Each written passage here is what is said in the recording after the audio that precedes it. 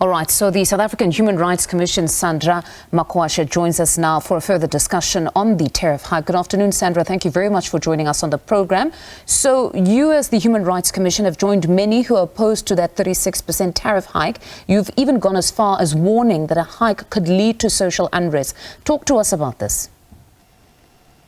The South African Human Rights Commission has made our submission to the energy regulator, NERSA, about the impact of the tariff hike on human rights. We note that, yes, it's not in the Constitution, but it is an enabler to other rights such as housing, food security, as well as health and human dignity. We advise that there has to be a balance between the increase that the Eskom is requesting, but also the impact it would have on the marginalized, especially the poorest of the poor in our community.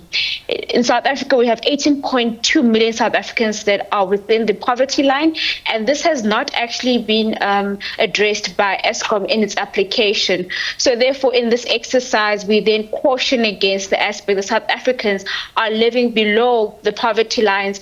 Are they not getting any basic social services? Therefore, this may result in an outcry from the public, resulting in the impact this tariff increase may have on their lives. But it also impacts businesses who then have to then choose between, do we continue with business operations, or do we then result in cutting down the human resource capital of the company in order to survive, which would then have another adverse effect on South Africans. No, it most certainly is a very difficult position that many would find themselves in.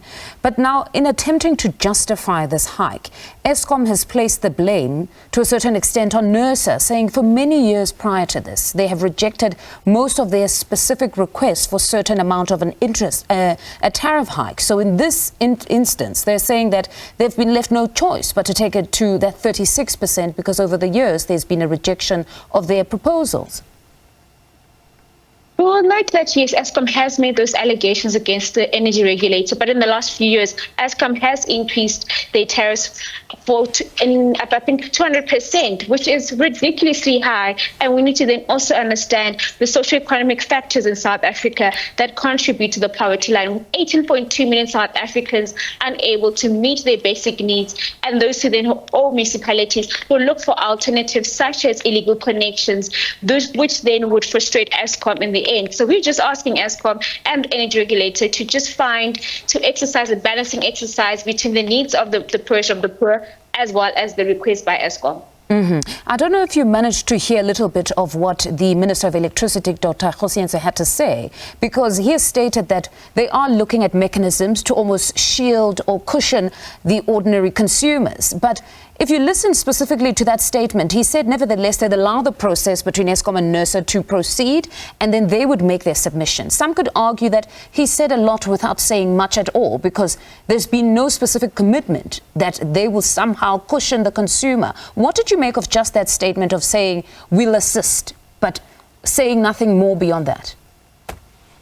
In that regard, the South African Human Rights Commission, we have given our written submissions to the energy regulator and our proposal, which supports the balancing exercise that they need to take when considering the request by Eskom. This would affect not only, the person of the poor, but middle-income households. We've noted that there hasn't been over the last few years a cushion to them. It's said on paper, but in reality, South Africans are suffering the most and they are feeling the pinch. And we are saying that, can we just give them that bit of release so that they can continue with their daily lives? All right, Sandra, thank you very much for joining us this afternoon. That was the South African Human Rights Commission's Sandra Makoasha.